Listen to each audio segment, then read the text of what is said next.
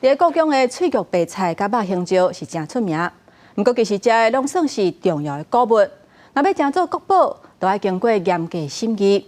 最近高雄甲6件文物上新，其中嘛包括苏轼的《情七笔赋》，等17年才等到提报上新。来故宫参观，会当看到一寡国宝文物，不过是侪问民众上会当联想到故宫的文物是倒一寡。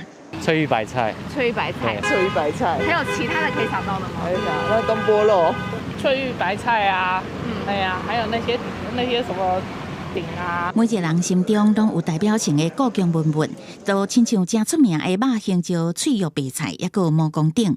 不过，干那毛公鼎是人情的国宝，另外2项拢干那列伫重要文物。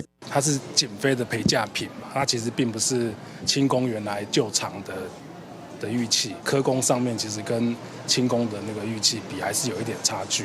人气来讲，它当然是国宝，它就是一个人气国宝。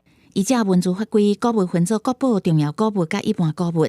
不过，伫故宫的69.8万外件馆藏内底，会当列做国宝的文物，敢若276件，其中以画图类189件上济。最近故宫提报6件文物上新国宝，其中宋代苏轼《书简七匹赋》真迹。2006年展出的时阵，都还未启动古物的分级审议，所以是等17年才提报。因为我们一般都是随着展览的开展，才会去审查那个展中的这些文物。它就是一个很切合我们现在的那个性别平等的议题。它唐代等于是一个女性的抄书家，那对我们来讲，对我们现在台湾这个社会来讲，这就很重要。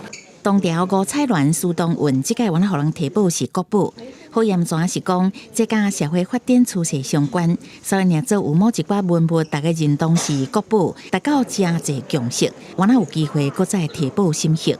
记者综合报道。